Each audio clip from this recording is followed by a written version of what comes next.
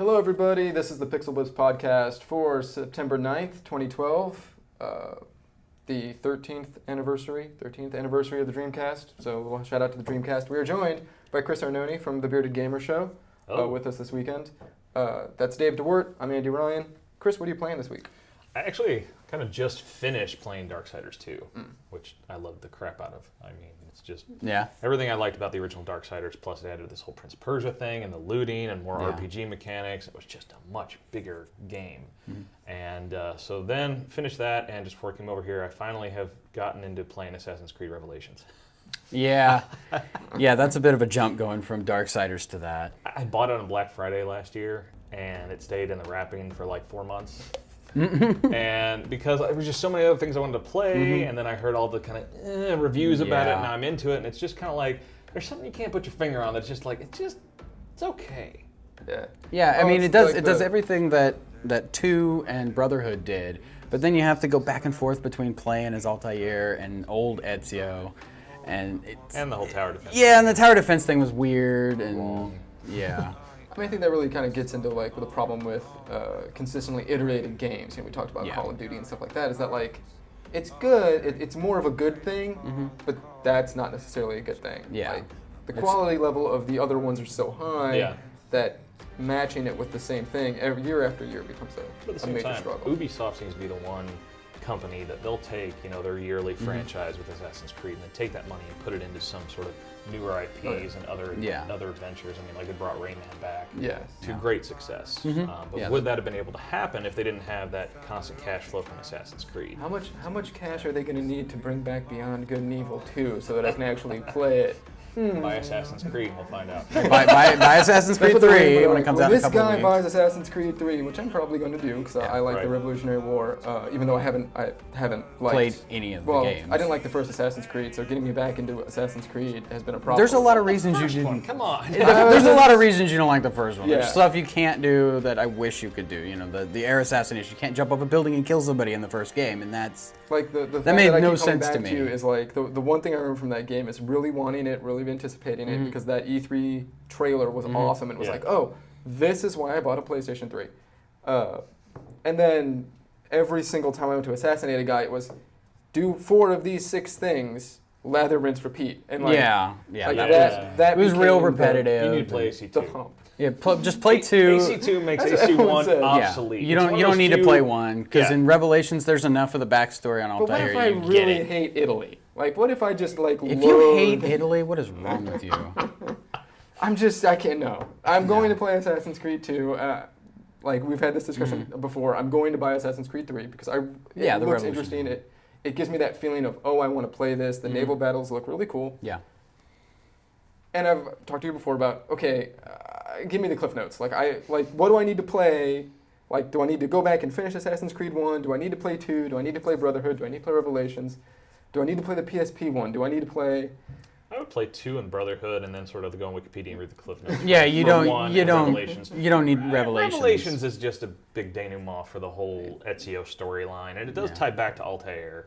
So it shows the demise of both of them, like what happens. Well, kind of what happens to Ezio and what happens to Altair. No, anyway. Well, I didn't say what happened. Can we bring Tempo out again? Yeah, you can bring Tempo out later. It's been forever animating that thing. Anyway, so. Dave, what are you playing? I picked up Dragon's Dogma yesterday. A friend of my wife said this game is really awesome. You should check it out. So I downloaded the demo. Liked it. Liked it enough to spend $40 vintage stock for it. And so far it's pretty good. I find that the pacing is a little weird at times. Like, you'll get a quest to go save somebody, but the mobs that are between you and that person are like 8 levels higher than you, and they'll just kill you in 3 or 4 hits. So.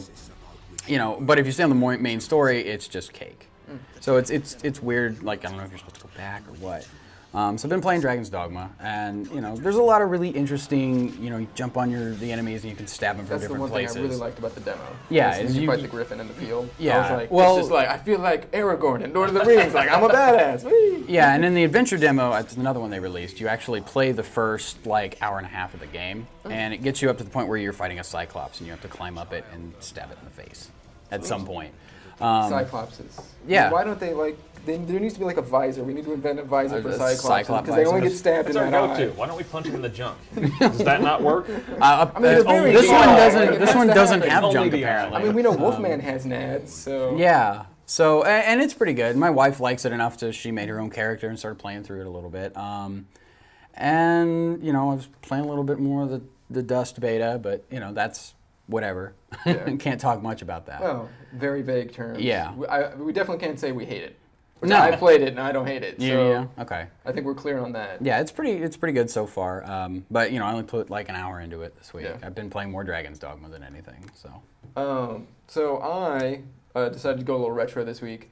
I hardly played anything by PS3. I played Zen Pinball 2 on my Vita because they finally Did you released it. finally get all your boards under one roof? Except the Fantastic Four board, for some reason, isn't released yet, and it's like my favorite pinball board that they. But hey, at least you can play Spider-Man anytime you want on Yes. your Vita. Yes, Spider-Man on my coffee break. Yeah.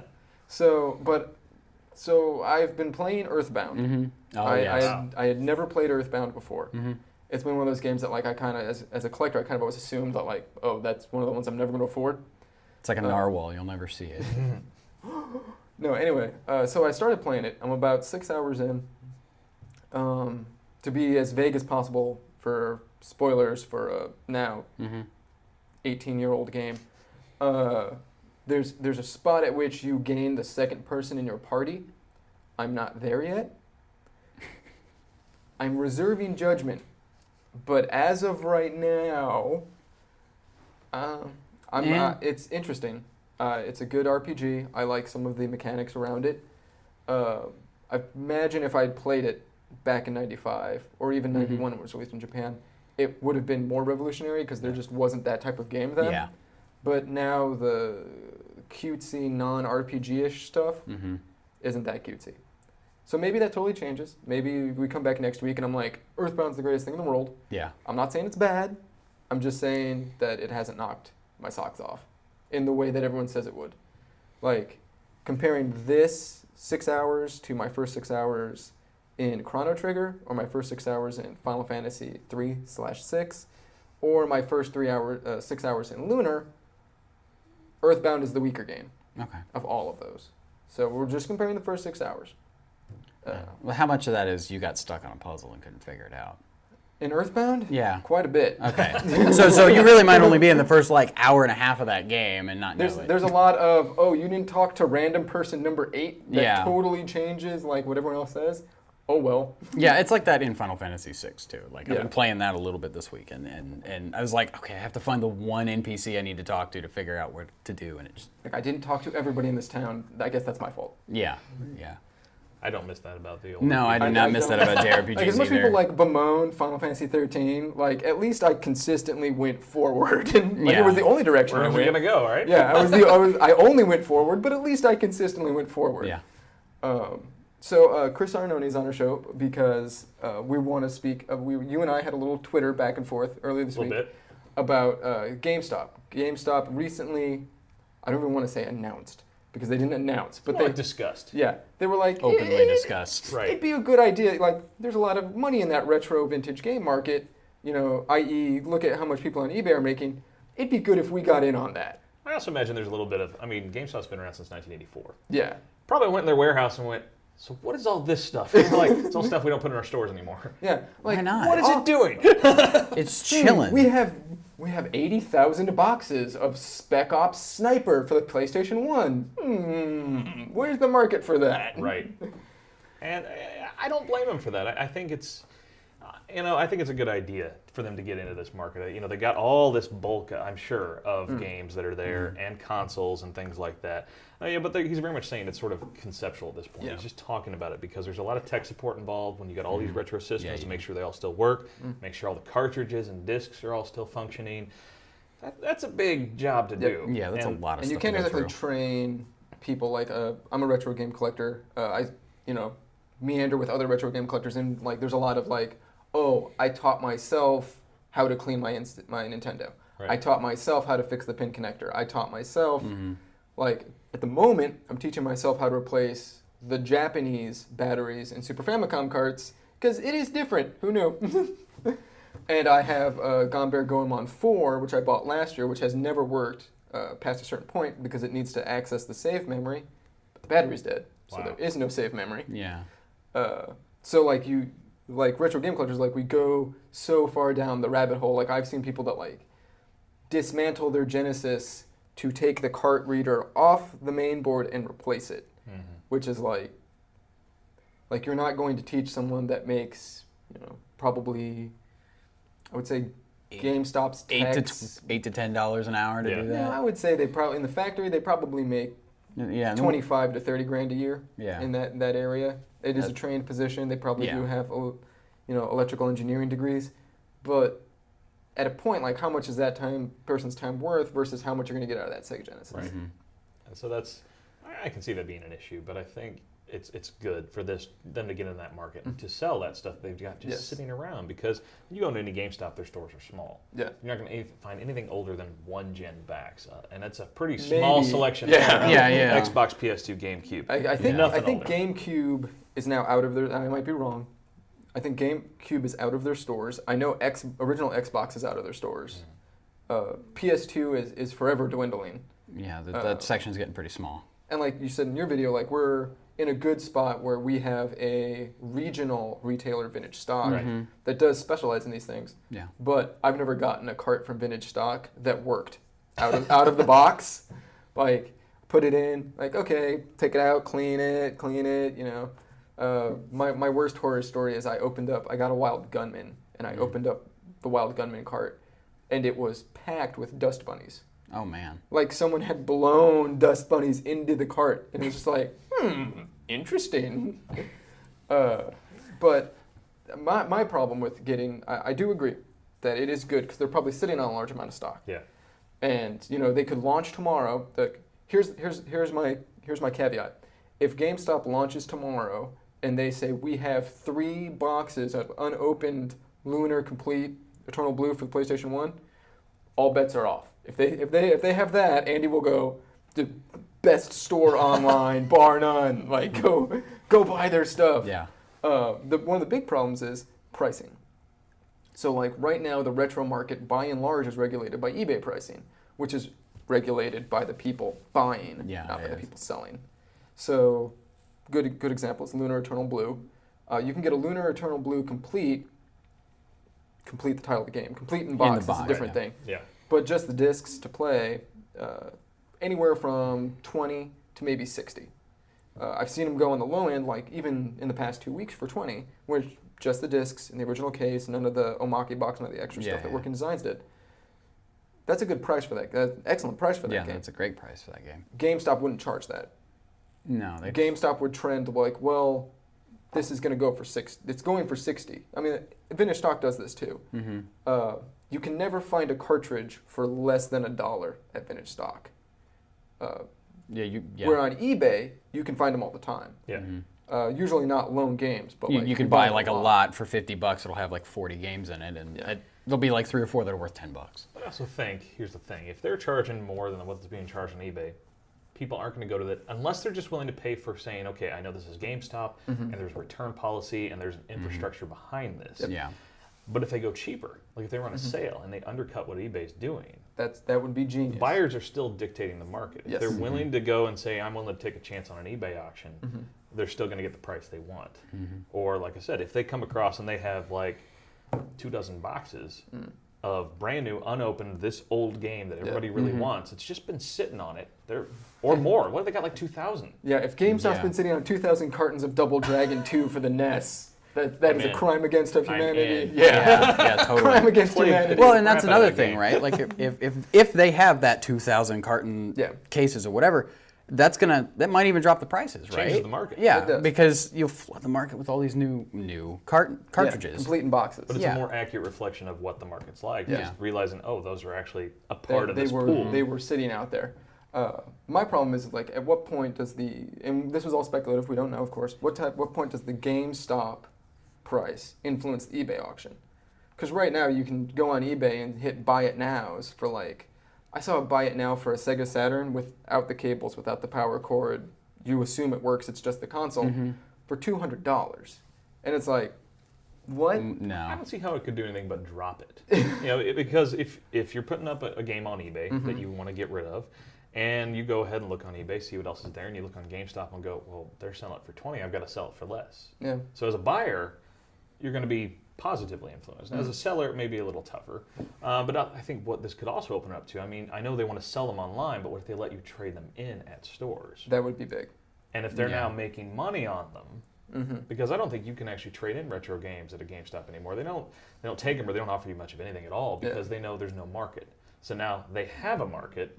So you should, if you don't want to go through the hassle of actually, putting it up on eBay and dealing with shipping and all that stuff, you're just like, I just want to unload this stuff. Yep. Yeah. And you can take it to your GameStop, and maybe then they ship it back to their warehouse and sell it online. Yeah, clean it up. Like, it would be good. It's good for a larger entity to enter the market because it'll increase the amount of product in the market. Yeah. Yeah. Now keep in mind, we're talking about vintage, what I consider vintage systems. They're not. They're talking about PS2s, PS1s. I mean, even in a direct quote, the guy said, like, we're not sitting on that much NES. I call that vintage. Yeah. Anything pre-current gen is vintage. Well, he said, we're not sitting on that much NES and Dreamcast stuff, which is probably the two larger, surprisingly with the Dreamcast, but probably the two larger, more active communities. Collector circles. So even if it just ends up like, if you want Bat and Kados for the GameCube, and that's a place you can go buy it, that's good. Maybe they're not. I couldn't imagine them selling Atari 2600 carts. Yeah, no. You're not going to buy E.T. from GameStop.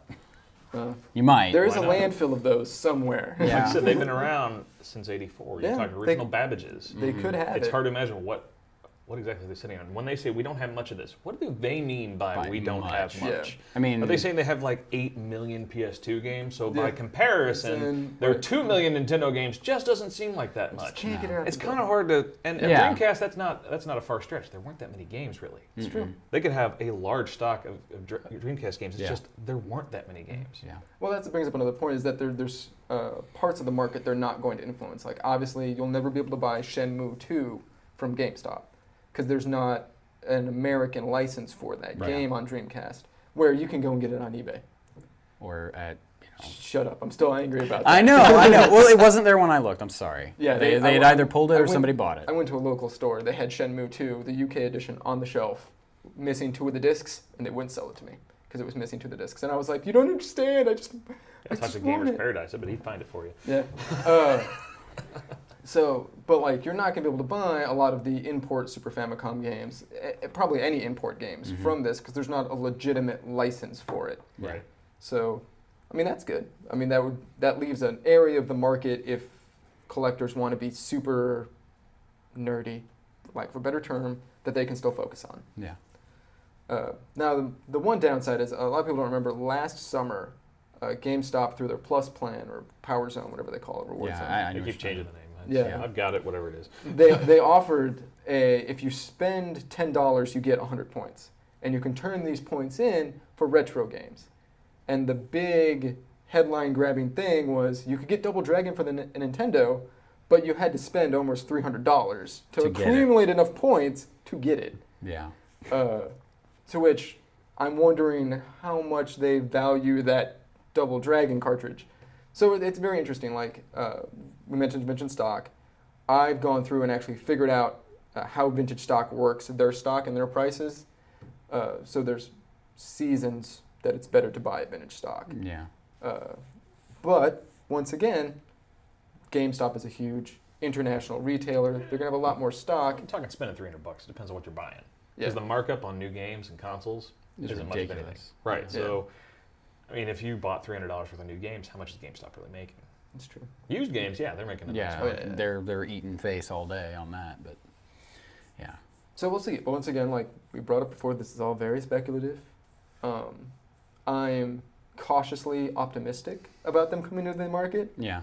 My knee-jerk reaction was I totally dreaded it. Yeah. Basically because like for a large retailer to come in and start setting prices, if they don't set in accordance with the market, will mess up the market. Like you'll probably see the market adjust to GameStop's prices quicker just because the eBay market's more agile, can obviously adapt on the fly, then GameStop would adapt their prices down to eBay. So, but we'll see. Once again, if they come out and they say, hey, guys, if it's like Think Geek a couple years ago where they were like, hey, guess who just bought a pallet of Dreamcasts, complete in the box? Like, yay. If they just go, hey, guys, guess what? We've been sitting on like 3 pallets of Virtual Boys. Who wants a Virtual Boy? Like, that'd be great. Because you do Until want you this tried stock. to play it and then your eyes melted. Yeah. Put it on the shelf and just Red LEDs. it's like an action figure. Just leave it there, Every time- dust it off. Every time I've seen anyone with a Virtual Boy, they're like, yeah, I don't play it. It's just there to look cool. It's a collective piece. So we'll see, of course. But also the flip side, nothing could come of this. Could all be smoke. But I also think there's another big motivator behind this. If you look at how much publishers are fighting the secondary market right now with their online passes and all this crap that I despise, a GameStop might be looking and saying, well, maybe this is another revenue stream we can build up. That we don't have to worry about that. We can't make the publishers mad. The publishers aren't involved at all. They haven't made these games in years. Right. Yeah. Obviously, they've already you can't go and patch an online pass into DuckTales for the Nintendo. And on the same token, because of the license agreement, DuckTales on the Nintendo is never going to be on the Virtual Console. Right. So, I mean, DuckTales for the Nintendo is specifically why I got into video game collecting. Because it was like, man, I really love that game, and they're never going to release it on the Virtual Console. So I went out and found it. So, big publishers, I kind of always weep when I think about this, because Working Designs, at one point during the PS2's life cycle, had a completely working, translated Gonberry Goemon, so Legend of the Mystical Ninja, and they were like, we just couldn't get Sony to release it. Like, I'm like, maybe GameStop will release that. I feel like an Arrested Development fan, like, clawing at Netflix, please make more episodes. But, I mean, GameStop in the next 5 to 10 years is going to go through a radical change. More because the video game market is going to go through that radical change. It's going to go digital. Yeah. A lot of it, yeah. Yeah, they're never, like you're always going to have collector's editions. You're always going to have physical forms of media. I say always. When I say always, I mean like maybe in the next 10 to 20 years. Call of Duty and Madden will I don't think he always agrees be on with a you. disc. I don't. I think it's an inevitable future. I think. Well, yeah, isn't it? I think we've got 10 years of still having physical, but it's going to dwindle and dwindle and dwindle. And by the time we hit 10 years from now, that may be it. It may be pure digital, and there's no physical releases by at all the end anymore. of the next console's lifespan-ish. So, yeah. Yeah. So it I would very give well. it 2. I don't think so. I don't. I think because the publishers are going to push. And there's going to come a breaking point once they see a shift where more people are buying digital and physical, and maybe that's because they do what the Vita does, and they're like, so you can buy this game for $50, or digitally you can buy it for 45, because you're saving us that distribution money anyway. And once the shift occurs, then they'll be like, okay, now it's time to piss off our retailers. Man. We've been trying to save face with them for so long. Now we don't care. Now we're just going to go our way. And I think that's when we're going to see it just totally shift away. Well, I think it's there's always going to be some semblance of like even if it's you go to the store and buy a download code, you'll probably get something like that because especially for like little kids, you got to have something to open on Christmas, but you're opening a card instead of a box with a game in it. But still, I think That's so sad. It is. I don't want sad. to live in that future. I don't want to live in that future either, but that's going to happen, we will have some sort of retail game experience, but it won't be what it is now. No. Not in 10 years. Maybe 10 to 15. Yeah. Once the iPad version of Madden sells as much as the 360 version? 2 to 3 times more than the console versions. So like I guess it would be PlayStation 4 or Next Box, whatever they're called, or Wii U version. Right. EA is going to go, guess what? No more physical box copies of Madden. Eventually Call of Duty is going to get there too. It's going to be a very long while before like the small boutique publishers, the Xseeds, the Gaijin Works, stuff like that, are going to give up on this. I think they'll follow suit with the big boys. I mean, you already like Blizzard has now digital collector's editions, digital deluxe versions. So but I still... That's the one thing I like about good old games. They're collector's edition versions where it's like you have the printable version of the map, all the stuff, all the downloads. You're already going down this road that they're like, we know there's collectors, so let's give you something in game. Let's give you something non-physical. Yeah. bad news for collectors. Yeah. But they're already starting to think down this path of what are our alternatives that the collectors can jump on, that the diehard, those that are willing to spend extra for that extra product, what can we give them and still try to get out of the physical market? Yeah. And it's almost all profit for them too, because all they have to do is generate a new CD key, send you the data. All you got to do is pay the bandwidth and the storage fees for it. That's Google Fiber. Yeah, great. I can't get it yet. Well, don't live in the Northland. I live too far north. I'm sorry. I live all over it. Oddly enough, yes, I live in Waldo too. Like the day it happened, I was like, Google Fiber. One of my neighbors, Yes, Google Fiber. Yes. We have signs in our yard. Yeah. Okay, so the other thing, Jerks. we want to. Hey man, haves nots. Eventually, it'll get that far north, right? Move. Yeah, I don't want to move. you'll move first. I like Gladstone. So the other thing we want to talk about, and also one of your videos this past week, were gender issues in gaming, and specifically like the hate that is lobbied towards females, transgender, homosexual gamers, just gobs and gobs of it. Jezebel published an article this week. I know saying Jezebel immediately turns off part of our audience, but that basically was a male coming out and saying, straight male game developer coming out and saying, look, we need to police this. Like, you can't just sit there and let somebody do this, because you wouldn't in a public space. I was thinking about the other day, a couple weeks ago, I saw racism in real life in public. It was so weird. It was almost like seeing a narwhal. Like, what? Bad What the narwhal. hell is Bad that? narwhal. No, but like I was at a big box retailer, and some older woman accidentally bumped into this other guy's cart, and this dude called her the N-word. And I was just taken aback, like, What is this, 1950? like I thought we had evolved past that, and I Nice. went over to the lady, was like, excuse him, and I shot him a dirty look, but we need to move past that, as especially as a gamer community, because whether you agree with the horrible epitaphs that are said on Xbox Live, we're lumped in with them. Yeah, we are. People think we're like that when we're not.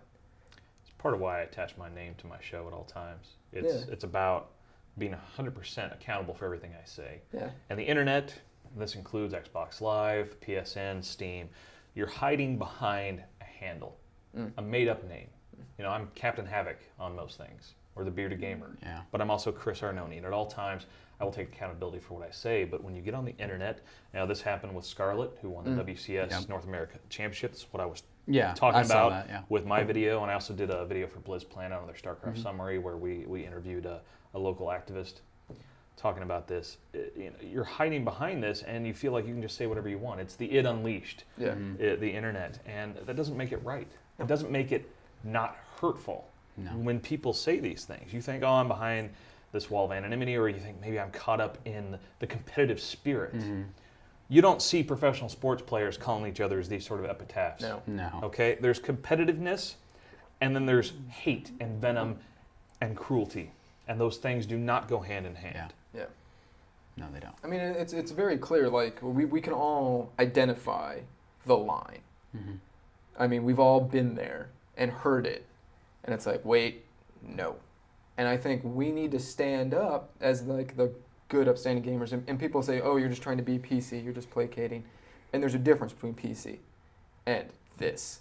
There's a difference between like saying someone is an African American and not bringing it up because it doesn't matter. No. There's a difference between saying someone is a homosexual male and not bringing it up because it doesn't matter. This is like, I think this is indicative of our entire culture in the United States at the moment. And it just so happens, like you said, it's the id unleashed on the internet. Yeah. This is where the worst part of it comes out. And people are like, oh, well, there's misandry, which is, as a concept, to me, like, totally idiotic. Like, oh, women are oppressing you now. Like, okay. And it's like, at what point did we decide that this was tolerable? At what point do you say, oh, he said this, but I just muted him? Like, no, we need to punish them. Yeah. Like, you need to show them what they did is wrong. Because muting someone, like, I could have been muted billions of times. I never know it. Because it's like, and we've talked about this before a little bit. I think the platform holders need to take a little bit more of an active role. I would love to see Microsoft come out and say, this is our policy. If you use these words, if you use hate speech, we're going to cancel your account and not pay you back. Yeah. It's tough, though. It's a very tough line there, because you're also walking into freedom of speech. Yeah. Yeah. And there's some issues you're going to run into there. But I absolutely agree. There should be reporting. Now, I don't know if maybe they could, and this is a whole privacy issue, recording what you're saying. Because then if you say this person is abusive, for them to have proof, there's no proof. Yeah. Because then you're walking into, well, maybe this is a privacy issue now if we start recording Xbox Live chatter. Yeah. But I mean, some companies do that. I know Riot has a whole, report abuse in their games. Like if somebody's typing just but that's crap text. That's easy to record. It is easier to That's record, tiny but little it's bits. still a step in the right direction for this kind of stuff, I think. Yeah. Well, I think what needs to happen, and it's not necessarily a privacy issue, because people need to realize that these online spaces aren't private. Like, you're sitting in your home, you're on your couch, probably in your skibbies, playing a video game, but you're in a public place. Yeah. That video game is public. It's just like saying it on the street, more or less. That's what people always say when they get mad at me. They're like, "Oh, well, it's our game. We're just having fun. If you don't want it, get out." Like, that's not true. It's not your game. Like, these games are hosted on other servers. Other people play. Like, I always liken it to a playground. Like, you're on a playground. You would never say this stuff on a playground. One, because you shouldn't say it to begin with. Two, because children might hear you. And we should all be upstanding, and I think we can all agree. Everyone should be nice around kids. We all let F-bombs slip occasionally, but... Yeah. And the people that go like, oh, well, it's just me and my friends, well, that's great if it's a closed game. Right, make it a private game. Private game. Like, if it's you and your friends, like, if same thing with watching sports at home. If it's the four of you guys on the couch, feel free to say whatever you want. It's the difference between going to a public park, where anybody can come and go, and renting a shelter that you're saying, okay, nobody else can come here because we actually paid money to rent this. This is our space. Yeah. You can't just welcome anyone in and then say, but this is our game, this is our friends, it's not private. I'm sorry, then close it. Yeah. This is... Well, and then, a lot of games have a private and public setting. So if you're going to be a jerk like that, and you're going to call each other whatever you want to call each other, set it to be our private game so you don't, piss somebody off. Yeah, well, we're not talking about pissing somebody or off. Or offend somebody. We're not talking about offending somebody. We're talking about using hurtful language to hurt. Like when someone says that, oh, blah, blah, blah, blah, blah, blah, blah, blah, blah, and then like racial epitaph, like they're not doing that because they think they might think it's funny, but they think it's funny because it's hurtful. Yeah. And that's a big distinction, and I think people need to realize, like, it's the truth.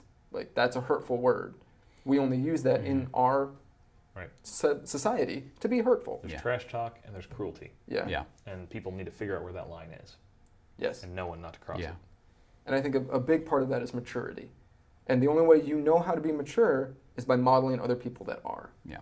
And I think won't somebody think of the children? No, but for the kids' sake, when someone says that, I would encourage all of our viewers, as many as there are. All 40 of you, maybe. Yeah. And mine.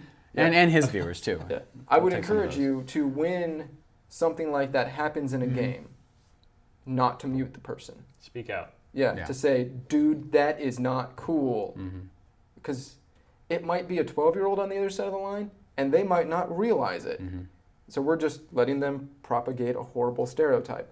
Or it might be a 40-year-old that just wants to be hateful and hurtful, and if you come out and shame him, or her, then that shows everyone else in the game like, oh, we're not supposed to tolerate this. But don't use cruelty to fight cruelty. No, you can't stoop to the same level. It doesn't accomplish anything. It just stirs things up more and more and more, and just escalates things. And you need to be calm. You need to talk rationally and calmly to that person who is being so horrible and so cruel. And then, if you're not changing anything, then do something to report them. Yeah. Report abuse. The easiest thing is what I call the 3-step rule. And the first step is say, dude, that isn't cool. That's all you need to say. Like, man, you need to not say that. Step 2, don't talk to them again, because they're going to want to engage you, which is something I find amazing about trolls people love like to troll, man. Yeah, trolls love to troll. And step 3 is report. So if you follow those 3 guidelines, eventually we're going to win out. And the games that we play, the places that we play in, are not going to be, well, how did I hear Xbox Live referred to a couple weeks ago? The horrible, racist armpit of the internet. Are you sure that's not someplace else? I don't really disagree with that. It's not untrue. Yeah. And it's not just Xbox Live. I've heard people on PSN say really hurtful, mean stuff. I've heard people on, message boards. I've heard people everywhere say really mean, hurtful stuff because they can get away with it because we let them. Yeah. And we need to stop letting them. Because we need to have the type of place where everyone feels welcome, where everyone feels like they can have fun. And to get there, you shouldn't have to dodge hate. Remember, it's a game. Yeah. The whole idea is everyone gets together and we have fun. And you're just stepping on someone else's fun. If that's your idea of fun, then you can leave. Go away. We don't need you here. Shuffle off. We're here to kill Nazi, zombie, alien things, whatever it is. Not we're each other. Yeah. Right. Yes. Right.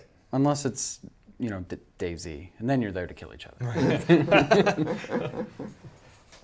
Then don't trash talk because you killed the guy. I mean, he's going to start over. That's me. Yeah. Come back as a zombie in 10 minutes. I mean, it's just kind of and there's a difference between scoring a touchdown and doing the victory dance and being mean and hurtful. Yeah. And I think anyone that goes well, what's that line? You know what that line is. Yeah. Everyone knows what that line is. And that needs to be, that was pretty hardcore. We need to say we're not going to tolerate that. Yeah, no, it's not cool at all. If you want to do a victory lap and after you noob tube to get tubed guy, that's fine. Do a victory lap. It's great. Don't bring his mother into it. Right. Don't bring his sexuality into it. Definitely don't bring his race into it. Right. Yeah. You noob tubed him because he wasn't as good as you maybe wasn't as good as you at the game. Or you just got lucky. Yeah. So, that's... Yeah.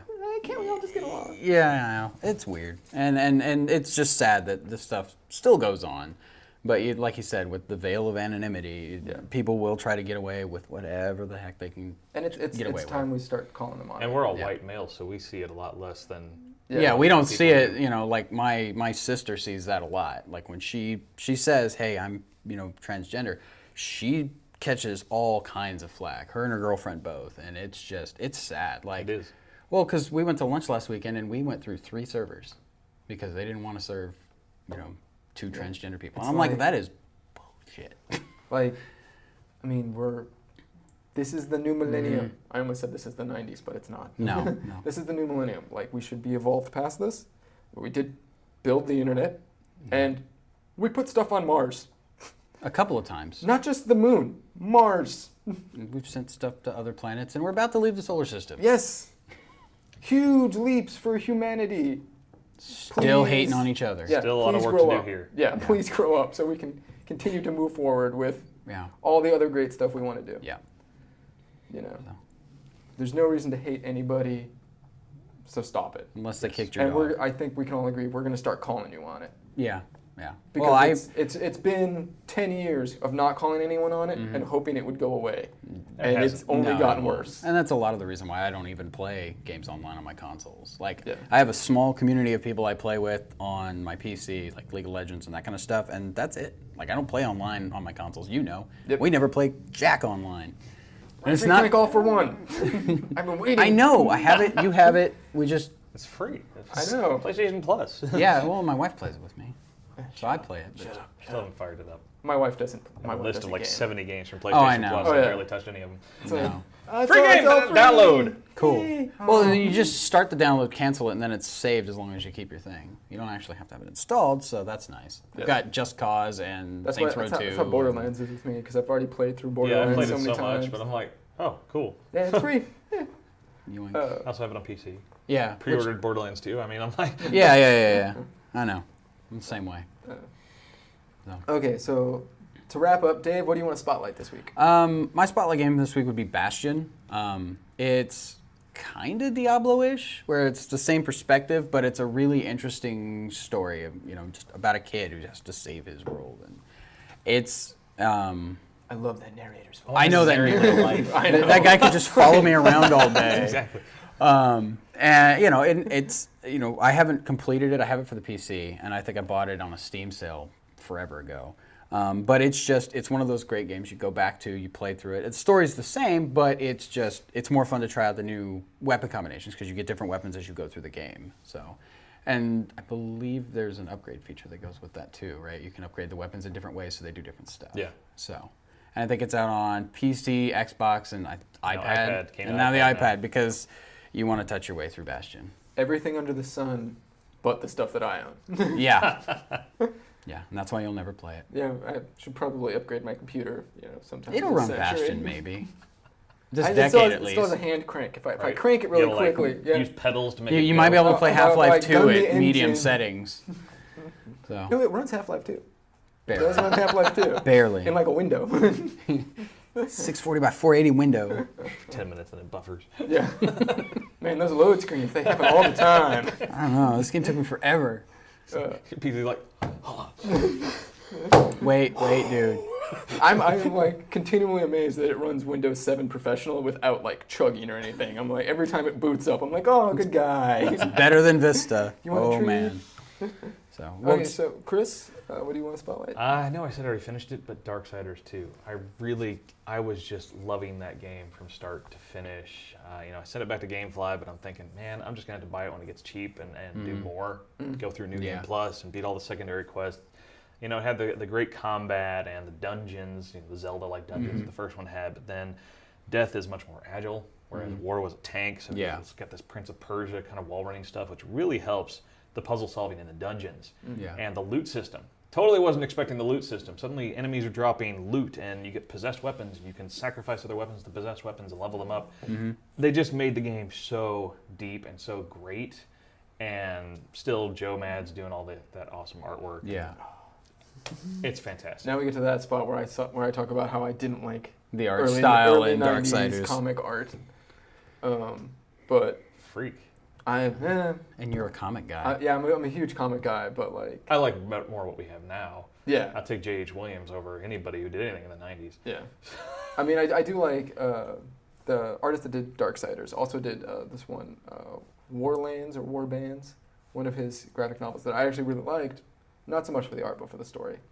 But yeah, I've also like gotten halfway through Darksiders 1, and it went into my to-play pile, and has steadily hung out at the top of the to-play pile forever. Darksiders stayed there for me too. I actually never finished the first one. Yeah. I kind of Yeah, got I'm a little somewhere bored about with it. halfway through it. I got a little bored with it. Never happened with Darksiders 2. I was just like all the time. I was like, that's all I want to do right now. I just want to go and play more Darksiders 2. Yeah. Seriously. Yeah, Dave and I went over that. What happened with me is if you bought Darksiders, you got Red Faction Armageddon for free, or Red Faction Guerrilla for free. And I've always liked the Red Faction games.